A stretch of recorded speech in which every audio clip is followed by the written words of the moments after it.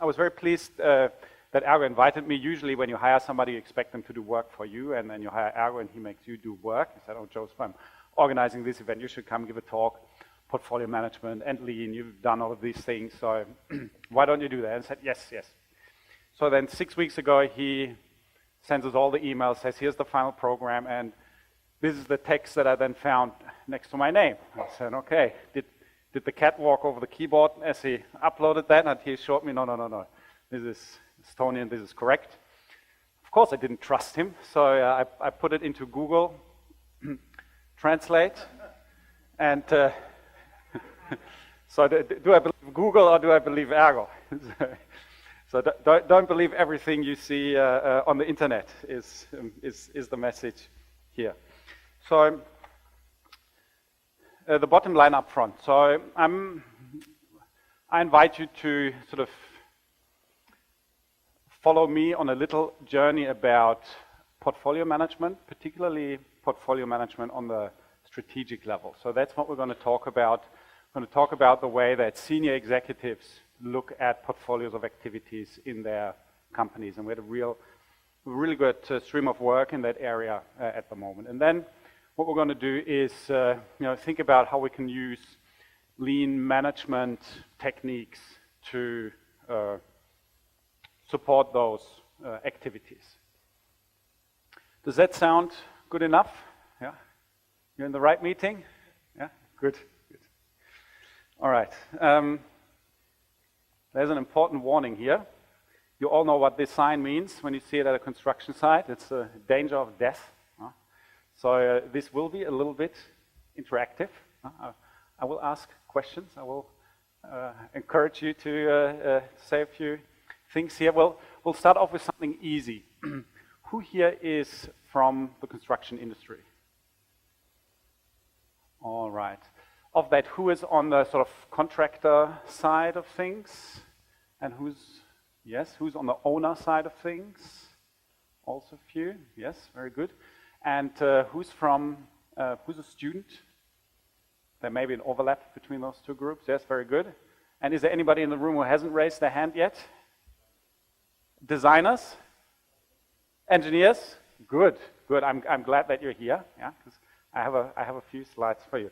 All right, that was very good. I think we're off to a good start here. So we'll be talking about lean, and I've done a lot of lean product development related work. So my disclaimer here is that when I talk about lean, I talk about it from an aerospace and defense sort of large engineering program perspective. I think it's relevant for you too, because back in the day when we did that work at MIT, we had a lot of interest from the construction industry as well. But the core of where my thinking comes from is from these big engineering programs. For example, something like the Joint Strike Fighter that ended up being $1 trillion over budget, and then getting the call from the Pentagon sort of help us figure out why does that always keep happening. So we applied lean in that context. So there are two views on lean. That is view number one, and you may have experienced that yourself. You go into an organization and you say, here I'm Joseph, I do lean, and it may be the CEO, it may be the engineering manager, it may be one of the engineers, and said, yeah, we've tried lean, it doesn't work here. So we have to do something else. Then we're going to do agile, maybe. Well, but lean just doesn't work for us. And that is a bit of a problem that lean is not a trademark term. Every consultant can go out there and say, hey, this is lean. People can go out there and say, we're going to fire 30% of the people. We're leaning out the organization. So there is no quality control. So that is something that we have to be aware of. Who here has been exposed to that kind of lean? Where you said, that turned out to be a waste of time. Nobody. You're doing a very good job here. So I'm impressed. We should write a paper about that. And then, of course, there is the view that lean is absolutely necessary. And here's a picture from our work that we did at MIT looking at sort of the engineering design function. So this is the product development task before you start building things. And we wanted to know how much of the activity that engineers do, some of the most highly paid people we have in the company, how well do they do? And of course, you ask the engineering manager, say, oh, we're running at least 80–90% efficiency here. We're doing really, really well. Then we started digging in, and it turns out that about 2/3 of the time, people aren't really doing their job. They are working, but they're not working on the most important thing because they're waiting for somebody else to do something. So, and we were quite rude, and we said, look, that's waste. That is, your engineers are waiting to do something that is actually more important than what they're working on now. So, and then for about 1/3 of the time, they would say, yes, I'm working on what I'm supposed to work on. Laurie talked about, plans and reality. So for about 1/3 of the time, what I do has something to do with the plan and with our priorities.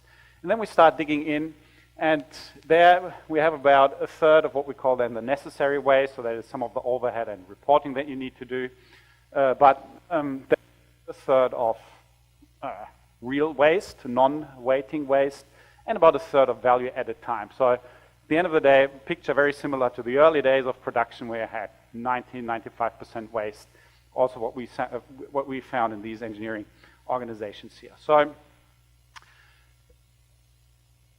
as Laurie said, lean's great, but we still have, there's still a big fight to win out there. And anybody who's looking at the students there, if you study that today, I think during your career you won't be out of a job trying to improve this situation. This is one of these interactive parts. So I'd actually like you to talk to the folks sitting next to you for 2 minutes about what kind of lean has worked for you. What in lean was something I said, yeah, that was really worked really well in our organization. And then also what kind of lean has failed. Of course, not any of the lean that you were involved in, the lean activities, but maybe you've heard, from your colleagues. So let's do that for 2 minutes, real quick. Folks next to you, and then I'll pick 2 or 3 victims to share with us what you've said. Okay? Thank you. All right, this is very good. I hate to cut this bit short.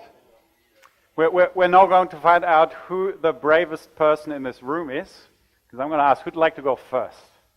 Share one of the stories that you discussed. Should we start with an example where lean worked really well for you?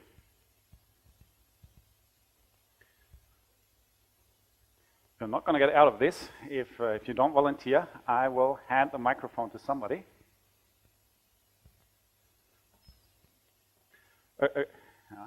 See a few good strategies, avoiding eye contact. I know that from my students. It's not going to save you. Being busy on your laptop usually attracts my attention. So I'm going to start with you guys because you're easy to get to.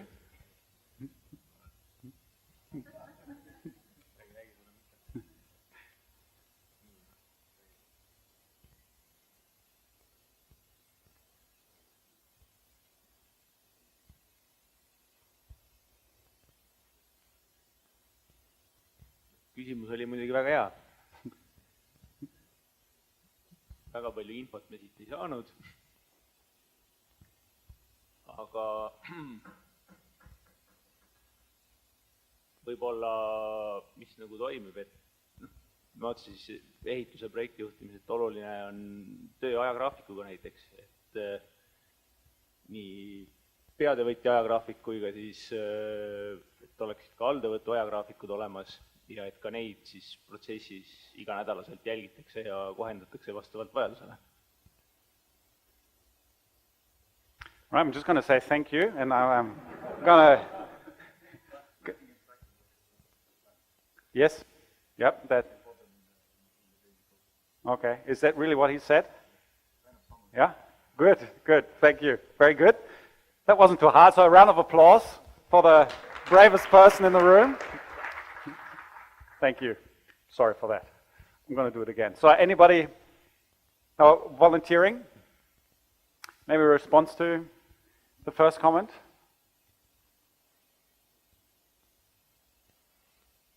I want to hear one more statement. Also maybe something that hasn't worked quite well for you.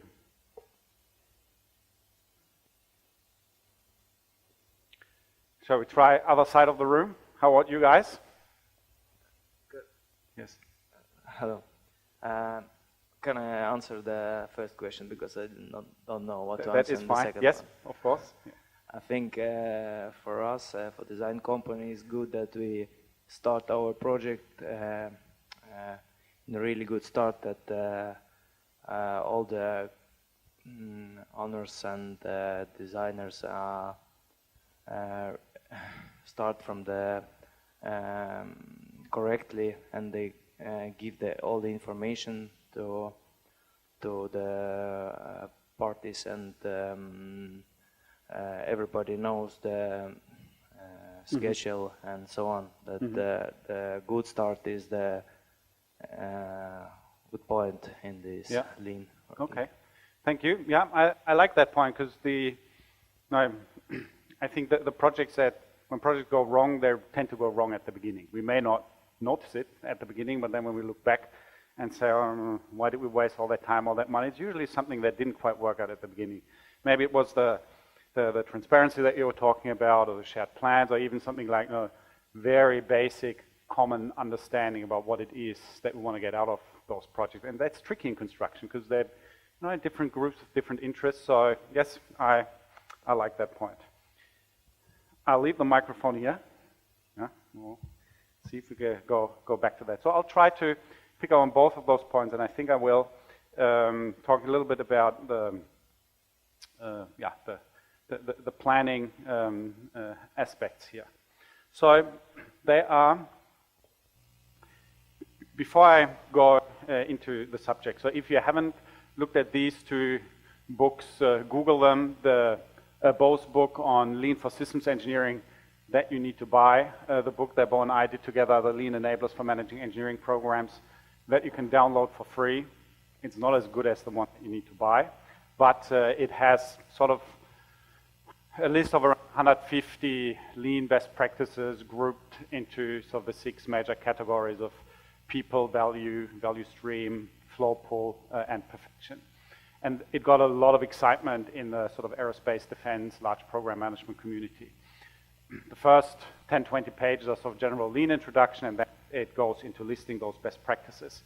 It doesn't go into a whole lot of detail on them, but it's a nice checklist actually to go through and say, okay, we want to do a bit of process improvement here. We're thinking about what is sort of the next wave of lean thinking or process improvement that we want to do. And you can just go through that and see if any of that makes sense to you.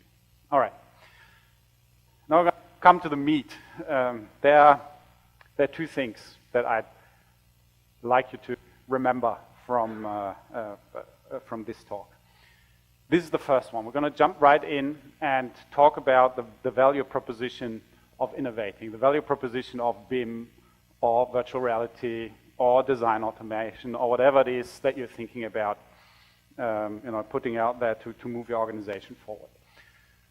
And because we're in business, it's really not that hard to talk about the value, because there are really 3 reasons, and now I'm talking executive level argumentation. This is the kind of conversations, or the 3 conversations you want to have in the boardroom when you make a proposal. The first argument that you can make is, we improve an existing customer experience. So basically, in plain text, that means we're going to help our customers make more money with whatever it is that they're doing.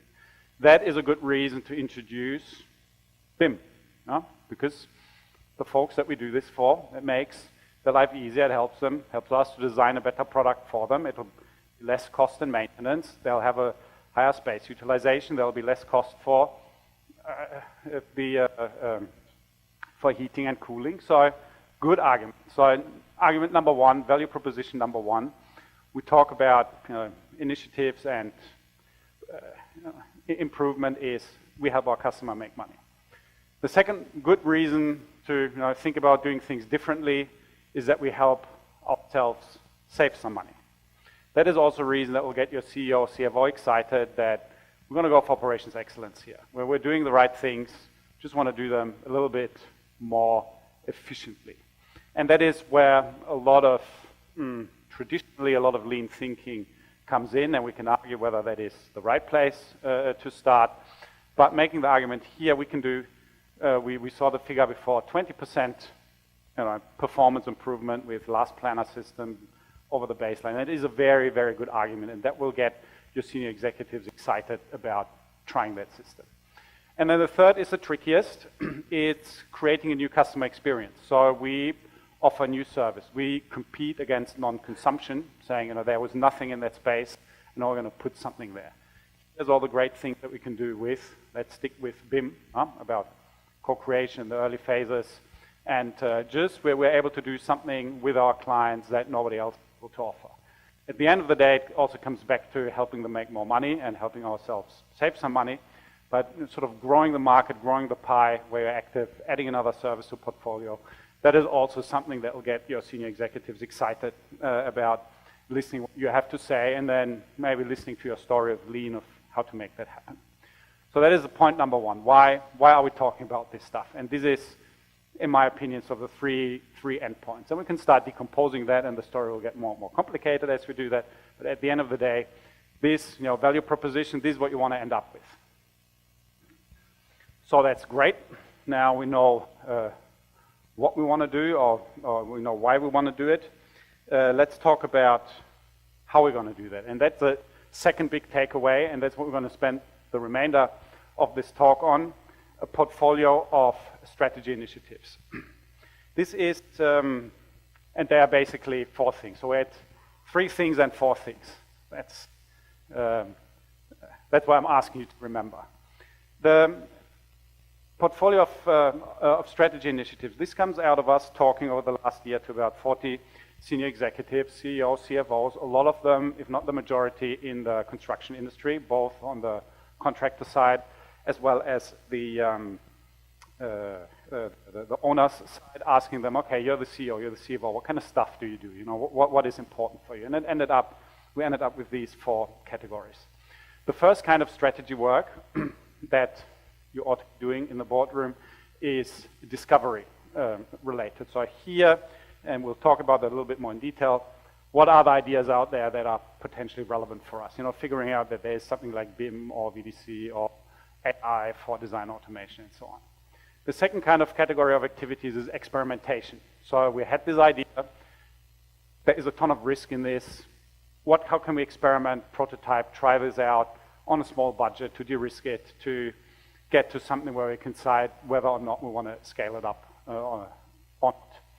Then, third bucket of activity is transformation. Now we've decided this is really worth it. We're going to put a lot of money behind this. We're going to change the way that we work. Things get difficult now because it affects a lot of people, and they all have giant comfort zones, like me, where they don't want to change. But now we're pushing the system. And then last but not least, the 4th category of activities, operational excellence. So that is your standard continuous improvement stuff, also really, really, really important. So these are the 4 kinds of activities that we want to look at, sort of your portfolio of strategy initiatives that we now want to think about. How can we use lean to help us out doing these 4 things that the CEOs care about? Who remembers why they care about this? What is it that we want to achieve? Previous slide, the 3 major value propositions. I'm looking at the students. Are you ready to pass the exam? What was the first one? Improve customer experience. I think that was the 3rd one. Now I know you got me. Now you got me confused here. Create a new customer experience. You're right. I'm wrong. You're right. Improve existing customer. I take it all back. You should be giving this talk. Yeah, helping the customers make more money. Second one. Save some money. Yeah, for ourselves. That's also a good one. Third one. Competition against non-consumption. Yeah, we grow the pie. We put something out there that nobody else puts out there, and so we're going to attract a new client base or more business with our existing clients. And this is then basically the 4 ways how you can go about it. So there is some natural, yeah. The logical one would be we discover something, we experiment, we transform, and then we move it to operations excellence. News flash, the real world doesn't work like that, so people will be jumping all over the place. But what is key here is that we need to be active in all of those 4 areas all the time. If you're just stuck in one of these quadrants, then I would not buy stock of your company, because you want a balanced portfolio of activities here. This is part of some bigger work that we do with PMI that sponsors the Brightline initiative, and actually on Thursday last week, and as you can tell by the logos, that are the kind of folks that we work with in that project. So this is very, very senior management, executive management type thinking. And we had sort of this aspirational goal, oh yeah, we're going to do something that folks will notice. So Thursday last week, I'm in a steering committee call with Brightline, who pay the bill, who keep the lights on. So I tried to be really well prepared for those meetings. And they said, oh, Joseph, congratulations, well done. I was like, ooh, what did I do? Well, thank you, but what happened? So it turns out, I hadn't noticed, but the World Economic Forum had basically picked up on this and featured this on their website. So if you want to sell this to your people, say, look, the World Economic Forum says that this is a good idea, and if they don't know, then who does? So let's walk through this and then talk a little bit about the lean practices here. Just very, very briefly. So we have one axis where we talk about increasing, decreasing amount of uncertainty. PMI, Project Management Institute. Who here has heard of PMI before? Ooh, a few people. Who hasn't heard of PMI? Okay, I'll charge PMI a fee for introducing you to them. It's sort of the biggest project management organization out there. I ought to say it's the best because they sponsor a research project, but I'll leave that up to you to decide. So they write books about project management standards. They're incredibly dry reads, but it sorts all of the different activities into their respective boxes. So certainly we're going to come back to that in a short while. And there are sort of three key uncertainties here when we do this kind of strategy work. And I don't think I'll be saying something new here. One is technology. Can BIM do that? Can design automation do this? The second one is market, and that is really interesting, and I wish we had the rest of the day to talk about market-related uncertainty, because we see these great examples where the company goes all in with VDC, or with BIM, or with design automation. They develop all these great tools, only to present them to their customers, and they go, whoa, wait a second, you want me to pay how much for this? And that's supposed to do exactly what for me? So really, really tricky question, particularly if we're pushing the technology boundary here. It is not immediately obvious that your customers are going to understand what the hell it is that you're doing. Now, imagine yourself in that position. Imagine I was actually talking to one of the executive team from Netflix, and they have this great example. Look, Joseph, if I came to you and asked you, look, I'm not going to listen to you for 2 hours, and you're going to give me the perfect requirements for the new Netflix show that we're going to do, because we've identified you as sort of a representative customer. So please give me your requirements for the best show, the best movie that we could do for you. I'd just look at them with big eyes and say, I don't even know how to start talking about that. I watch a lot of TV, but I have no idea how to articulate my needs for a new TV show. So what does Netflix do? How do they get around that? Because they obviously, their customers are dumb. I'm their customer. I have no idea how to talk about entertainment. So what do they make me do? They run a lot of experiments with me.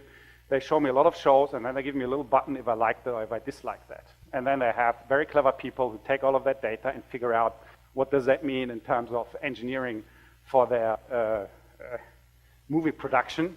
And that is how they reduce the market uncertainty. It's a really, really, really tricky aspect, and we're going to talk about that a little bit more. And then the last one, uncertainty around your capabilities. So maybe the technology is there, maybe the market is there, somebody else has done it, but then the question is, can we do that in our organization? And that is sort of the first axis here. A lot of uncertainty when we do discovery and experimentation, relative uncertainty when we do transformation and operations excellence. The second axis is the people impact, or as I also like to call it, how scared are people going to be if I put this on the table? Because again,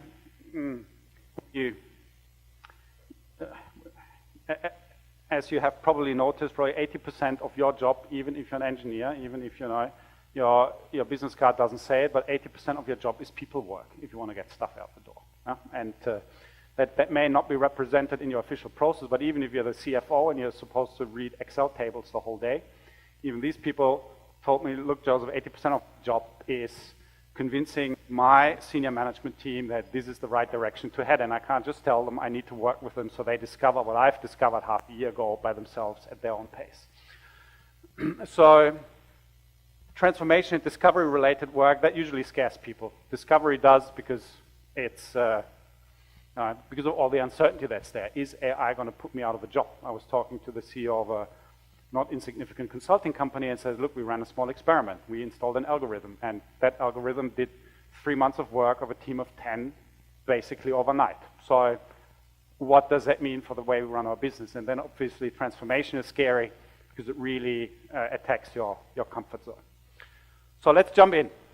Let's talk about discovery related work. So that's where we identify the new ideas. I think you've all been, from the vibe that I get from the topics of this conference, I think you've all been involved in looking at what's out there and trying to figure out what is relevant for us as an organization. And that is what you do here. So it thinks, what does that mean for us? Additive manufacturing and construction. We're not going to print the buildings. BIM and digitalization trends, artificial intelligence, design automation, so all these buzzwords that are flying out there. And one way to go about that is, you play golf with your buddies and they talk about this stuff, and then you pick up the phone and say, the CEO of XYZ said they're now investing in this, we should also invest in that. But maybe there are better ways about that. Anybody here involved in discovery-related work? I'll just make you raise your hand. I promise not to stick the microphone in your face. But I invite you to volunteer to say what kind of discovery-related work you do. I know that you are very brave because you've said something earlier. No? Yes? Am I allowed to stick the microphone in your face? I'm asking nicely now. So discovery-related work. Yeah. What kind of point of view would like to? Yeah. So what do you do to find out what the new trends are? Is that something that happens in your organization somehow, or is there a process around that? Yes, my good friend Ergo suggests me a lot of stuff, and I like to watch through them and pick up the better ones. Yeah. That is actually a very good point. Obviously, everything that Ergo says is genius. Thank you for being brave. But that is a value proposition. I work at a university too, where we say, look, let us sort through all the crazy stuff that's out there, and then let's have an event every year. And we're going to talk about that. And you come and share your ideas. But here we are putting discovery, doing some of the discovery-related work. Now, it's all great. You can actually make money off this. I was talking to the director of Internet of Things of IBM. So they have a guy who's the director of the Internet of Things. So they're really, really owning this. And it was fascinating because they work a lot with the construction industry, because Internet of Things is also something that you stick into buildings, and a long, long story.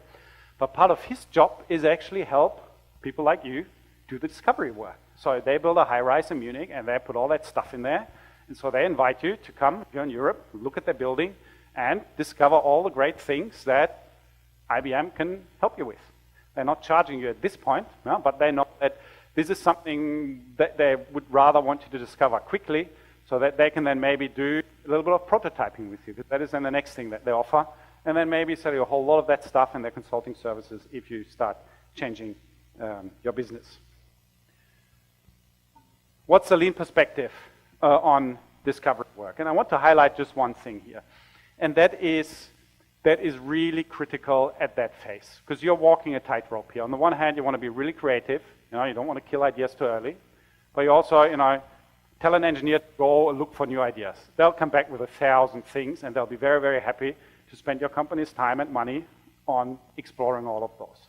But the key question here is the why question. And we talked about it before. Help the customers make money, help ourselves save money, grow the pie, compete against non-consumption. So what do you do? From a lean point of view, help them stay in these very broad categories and the way that Amazon does that is whenever somebody has an idea, they start by writing the press release. The press release won't go out even if this is highly successful for another 3-4 years, but this is the document that they start working on. It is the story behind how AI could help you in your business. So it's a half a page. At some point, it's a couple of page-long document that just tells the story from why should anybody care about this? Why should our customers care about it? Why should we care about it?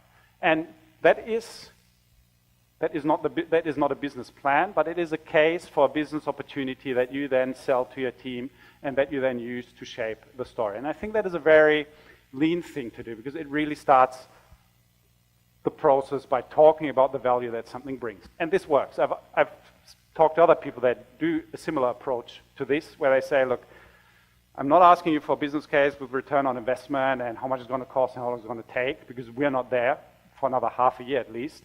But what I'm asking you to do is just tell me a story how you imagine that this is going to help either us or our customers. So really, really, really sort of the one point that I think where lean thinking can really help us in that domain. All right, ready to move on? Talking about experimenting, and that is something that we're very quickly do a process check here. Yeah, I want to. Will you help me out here as master of ceremonies? Because I'm between you and lunch, and that is a very dangerous place to be for a speaker. We still have 20 minutes? Okay. Lunch in 20 minutes? Okay, good. I'm going to have another good 20 minutes here. So, experimentation. That is what we love to do as engineers. And this is strategy work, and that is really hard for some executives to understand. Because you probably have all heard the phrase, well, Joseph, thank you very much, but I've been in this business for 40 years. Let me tell you, why your idea is junk. Let me tell you why we should do this and not do that. Now, the situation today with kind of, in that space of innovation is that having been in the business for 40 years may actually be a liability and not an asset. The intern you hired, the 18-year-old, Instagram influencer, who's serving you coffee, may actually know more about how to leverage these technologies and what the next generation of customers want than you as the guy who's been in the business for 40 years and has a vested interest and was very successful with the old stuff they've been doing. So here, the core question really is how, in a smart way, as an organization, can we start spending money on artificial intelligence, on BIM, on VR, on design automation. I had a really interesting case here with a contractor and sort of design company that does sort of not residential buildings, but highly complex factories for the process industry. So obviously they're all about BIM and VR because there are a lot of pipes. And pipes are, I think, everybody's biggest nightmare when they do a building. And I've actually worked on sorting out piping messes in a former life. And just as soon as that starts going wrong, you should walk away from the project because it's very painful to get that back to anything that makes sense. And that's then when you get the buildings where you walk and then you duck below the pipe and then you keep walking because it needed to go somewhere. So they said, we're going to invest in VR. And they were very clever. They said, okay, we want to make sure that there's a story here. And there was. Their customers would love that. Not sort out the mess later on, but have a walkthrough through the building, get the operators in early to make sure that they can reach all the valves. That there's somewhat ergonomic place to work, that it's flexible for when they want to produce something different in there. They had an internal champion, someone who was really, really keen on doing this. That's also what you're looking for. Someone who thanks you that they're finally allowed to spend their weekends at the company to fiddle around with this VR stuff. You buy them a new computer and some goggles, and they're totally excited. And then the third thing, maybe most important, very important from a strategic point of view, you want to limit your worst case scenario. So you want to be very thoughtful about how much money you're spending on this. So you want to limit that to an amount that you can walk away from without risking the company. If everything goes wrong, we write that money off and still be around. And then also you want to be able to write off that money and walk away from it without losing your job. That's kind of the second consideration. And then you put that package together and say, all right, let's do VR.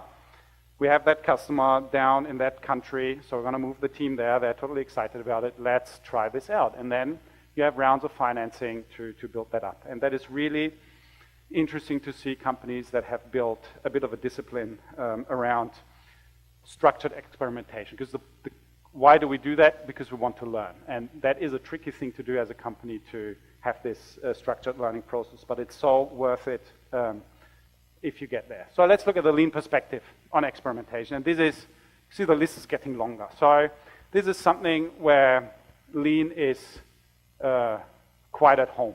So the first point is that people understand why they do this prototyping. Why are they allowed to try out this installation? What is the point? And the point is to learn and to reduce critical uncertainty regarding technology, customer, and our capabilities to do that at an organization.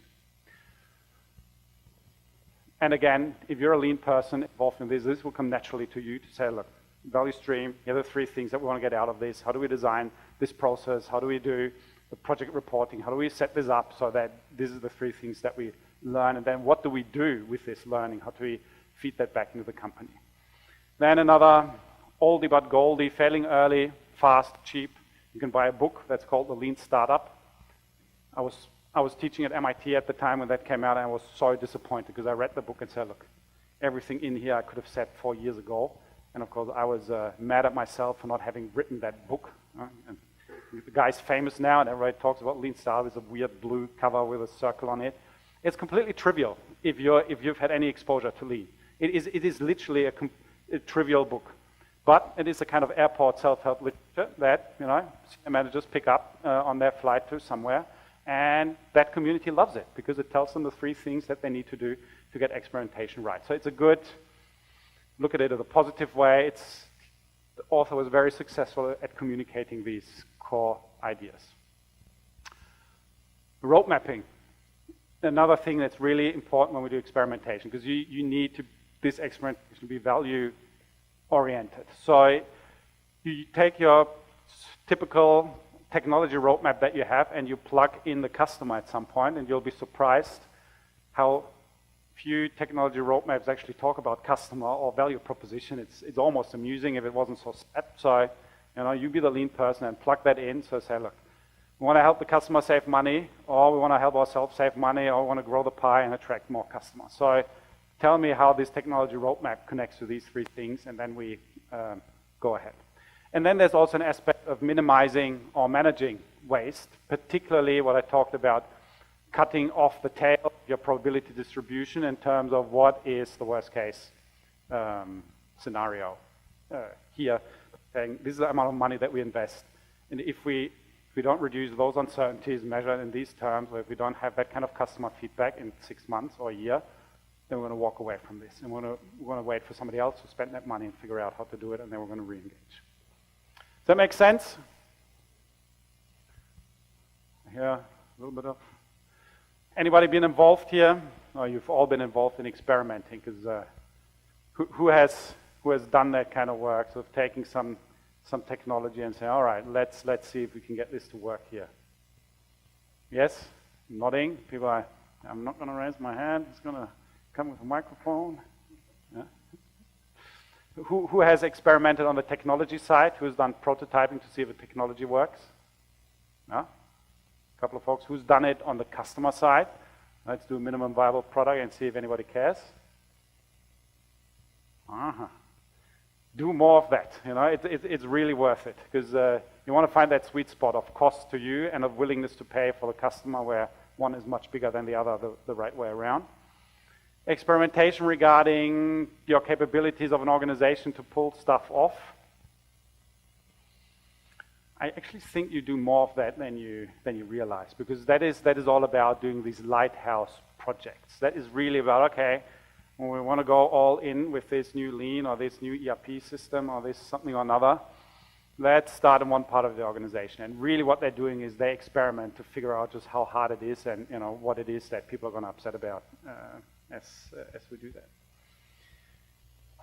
Okay, moving on to transformation. So activity number 4. So this is where we start rolling things out. So this is where we start spending the big bucks and taking the big bets of saying, okay, I'm creating a new division here, or I'm going to use drone technology to now do the mapping of the outside of the building, or I'm going to use this sort of stuff to populate my BIM system. So at this point, this is when we know the relatively low uncertainty. This is still very, very hard, and people still screw it up. Look at the number of companies that almost go bankrupt when they implement a new ERP system. We should know how to do that by now. There's zero technology uncertainty, but still massive organizational challenges, just because of the scale, because there is just a lot of people involved now. So moving from 2 or 3 doing the discovery to a handful, maybe 10, 15 people involved in the discovery, in the experimentation, we're now moving to hundreds or thousands of people affected by this, depending on the size of your company a little bit. So what were some of the, because I think, what are some of the good examples that we have here? BIM, I assume, that's something that everybody's doing at this point. Yes, who's not doing BIM? Good. You have a job here. So you're that person in the supply chain that says, could you just print that out for me? I don't like you. But I want to talk to you. I want to know what this is about, because I'm afraid you have good reasons for doing it that way. So transformation. So this is where we're really, really changing our organization. And this is again something where lean thinking can play a very, very important role. The first one is one of my favorite things to say: don't innovate if you can't scale. It is so funny to see companies spend a ton of money on discovering new trends, a ton of money on experimenting and prototyping. And the example that I was talking about before, I was talking to the CEO and he said, yeah, we're really good at the prototyping, and we have this VR capability now in that market with our customer. And I said, so you like this? I said, yeah, there's a lot of money in there. So who else is doing it? Well, we tried 2 years ago to roll it out to the other country organizations, and we failed because it's really hard and the customer is really difficult. So great job. Just wasted a lot of time and energy.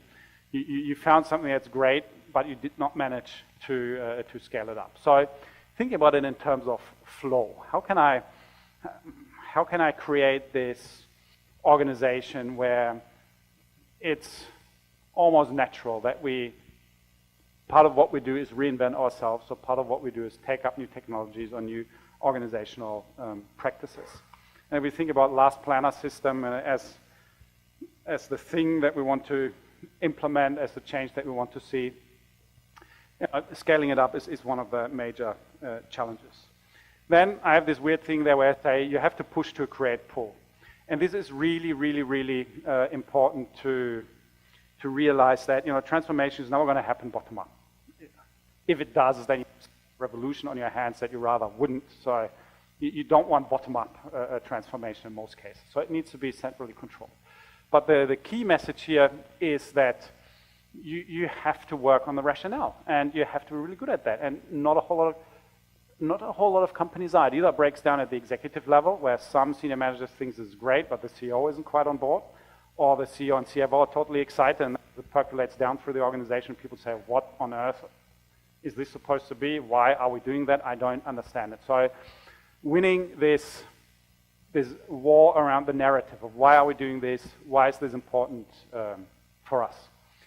I want to share a story with you, something that I worked on with BMW a couple of years ago. You may remember that 2006, 7, 8, we had one of these dramatic crises, and consumption was down, and BMW is in a precarious situation because you may or may not realize they're actually one of the smallest independent car manufacturers. They are a tiny company compared to Volkswagen or Toyota or GM or Ford. They are just BMW. They bought Mini and Rolls-Royce, but it is still a tiny car company. So before the crisis, luckily, there was some realization in the boardroom saying, we are 30% over cost in our engineering department. We have 10,000 people doing engineering, and if I break down that cost on the couple of million cars that we sell, which is really not a whole lot in the automotive industry, every car carries a 30% more engineering cost than a car from Volkswagen or Toyota. And that's a real problem, because in the next downturn, if we are squeezed for costs, there's nowhere for us to go if we don't start working on this now. So they started an internal transformation. One of the genius things that they accomplished was a very coherent messaging from, this is why we need to worry about this as a company, because we don't want to be owned by Volkswagen. And believe me, that's how you get BMW folks excited. You talk about possibility of being bought by Volkswagen because they'd rather shoot themselves than let that happen. As it happened to the folks at Porsche, so the BMW, yes, serves you right. And then they managed to break that down, what that means for engineering. It affected other areas of the company as well. We need to bring down engineering unit costs by 30%. So what can we do? And then you get the engineering folks involved and say, look, the only way that we can do that is we massively explode our portfolio of cars, and we minimize the amount of engineering that goes into every car derivative. And if you look at BMW's portfolio over time, that is exactly what they did. You now have the 3 Series, and then you have the X versions, and then you have the station wagon and the coupe and the GT and 3-door, 4-door, and all of these cars have, every derivative is 10, 15, 20% of the engineering hours of the original. So it creates a lot bigger portfolio without increasing the engineering hours. So the point of that is that the engineers understood why they're working on this, and they understood what their job was. And lean was part of their story. That is how they made that happen. That the point here, that you can tell a person what the value is, but that doesn't help you. They don't get it. They only get it if they co-created that with you. Then it starts connecting to their everyday reality, and that takes time. They literally had, over 6 months, the head of engineering personally meet with every single one of their 10,000 employees. That's how they got that done. And they took the time, and they had the workshops, and yes, they knew what the result was supposed to be, but still they had an honest engagement with their people that understand, here is what that means for us. So if you want to do transformation, you have to pick up every single person, and they have to put some thought into it, what that means for them, and how they make that happen. So you have to really get the value stream right here of working top down. Here's our vision, here's why we need to do this. Bottom up, so what does that mean for you? How can you contribute to that? And then communicate and coordinate that in a lean and intelligent way that helps people do that without stifling their initiative. How am I doing for time, Ergo? Am I wrapping it up, or do I have 5 more minutes? 5 minutes, perfect. That's a German in me, and we'll be right on time here. So the last 5 minutes, let's spend that on operations excellence. And this is your incremental, iterative improvements where we shave away 0.5%, 1%, 1.5% of our cost base every year, year after year, and our classic continuous improvement. So lean perspective on that is, where am I supposed to start? This is classic.